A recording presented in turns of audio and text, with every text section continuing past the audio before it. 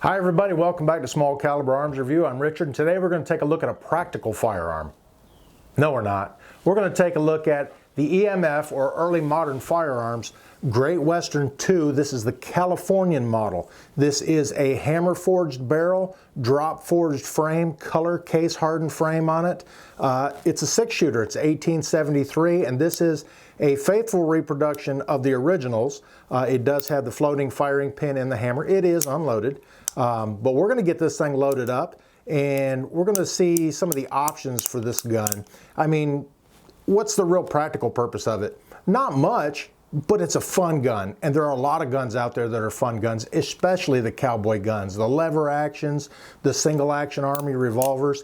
I got this one so that I could try my hand at a little bit of Cowboy Fast Draw, and I'll show you the parts and pieces they've got to let you do that without injuring yourself. Okay, I'm sure you've seen videos on YouTube where people are practicing their fast draw competitions and, shoot themselves in the leg. But what they've come up with, if you're going to shoot Cowboy Fast Draw, is you can buy these cases. These are a modified Colt 45. You can also get them in 357 or 38 special. But they've drilled out the primer pocket, and it accepts 209 shotgun primers. Now, I use the Cheddite brand because they... You can use any one you want, but these seem to hold in a lot better than some of the other brands of primers. But anyways, you push this wax bullet in here, and I got a whole pack of them here. There's, I think, 500 in the bag there, 44 or 45 caliber, and these things are pretty cheap. 500 of them is $14.99, and that's a lot of shooting, really. I did buy 1,000 of them, so I got 2 bags of these that I can practice with. But what you do is you go ahead and push your wax bullet down inside the case there, and then you go ahead and load them in the gun, and then you stick the shotgun primer in there. Now, they'll fall right out in here, but in the gun, they'll hold in there. Some of the other brands tend to get jammed up in the cylinder a little bit, and all you do, like I said, all you do is take that case, pull it back to the half-cocked position, drop it in there, go ahead and put your primer in there, close it up, and it'll hold in there. Now, these are not... They're not very fast, and the bullet will pretty much disintegrate on impact, but they would still hurt. If they hit you, I think they're traveling somewhere around the 400 feet per second, somewhere around there. But so they'll still hurt. Now, this is not just a gun for cowboy action shooting, because it is an actual firearm too. And this one is chambered in .45 long Colt.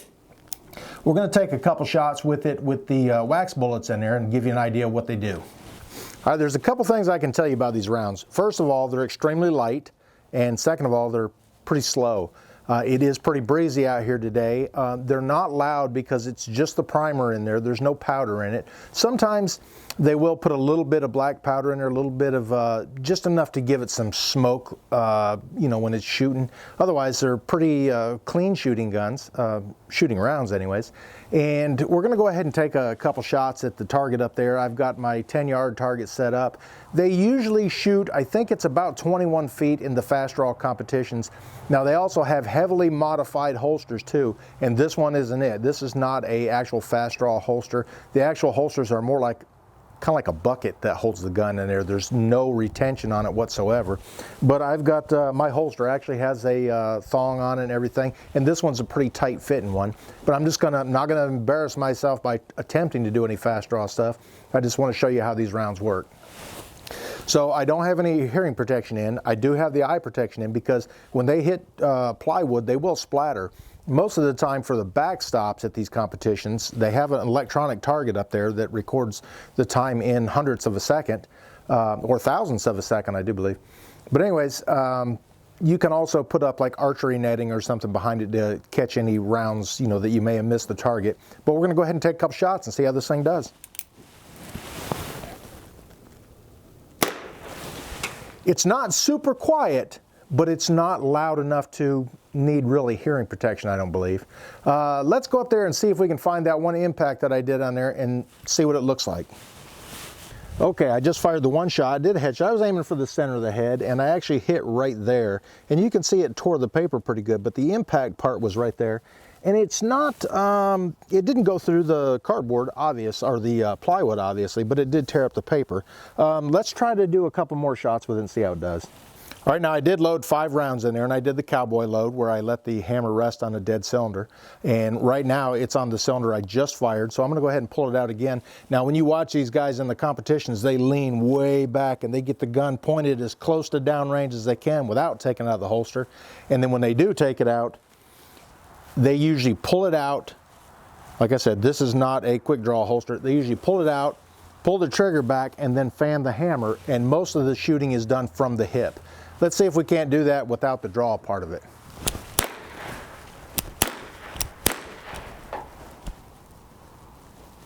Now I got a little jam in there. Okay, I did get it cleared out of there. I went ahead and loaded my 6th round in there too. So I've got 2 in here right now. Right now I got on a dead cylinder, and this time I'm just gonna try to do some accuracy shots. Now these are not lead rounds. They are a polymer and wax blend. So they hit, you know, pretty hard, enough to set off the sensors on the targets for Cowboy Fast Draw. But the accuracy is, it's not bad for this close a range anyways, but let's try it again. Okay, last shot.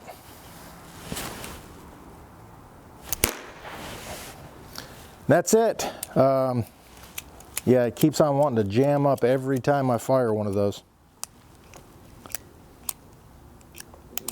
Let's try it with some real ammo in it. All right, I got the wax rounds put away. We're gonna go ahead and load some actual 45 Colt ammo in this thing. And all you gotta do is open the loading gate, pull it back to the half cock position, and then your cylinder is free to rotate. Now just drop a load in, skip one, drop your next load in,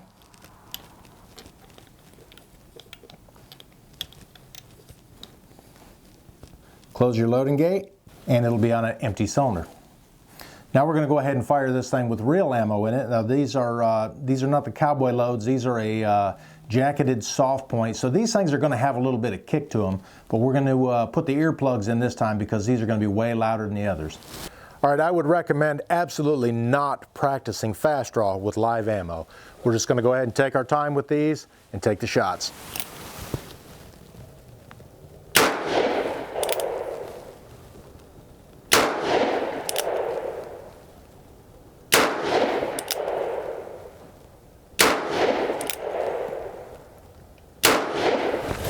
All right, like I said, I only loaded 5 rounds in there because that's the cowboy load. This has absolutely zero safety on it other than this right here.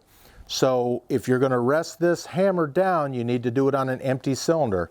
So that's why you load 5 in there, because that firing pin protrudes through the back of the frame there and will rest right on the primer. And then if that gets hit, it's gonna go off. Ejecting the rounds, piece of cake, pull it back to the half cock position. Take your ejector rod, pop your cases right out. I would definitely recommend reloading because this is not the cheapest ammo out there. It's a little pricey. And if you're gonna do it for cowboy action shooting, you're probably gonna shoot quite a bit. So reloading these is actually gonna save you some money on them because, like I said, you're looking at about $1 a shot. You can catch them on sale every now and then pretty cheap. But let's go up there and take a look at this target real quick.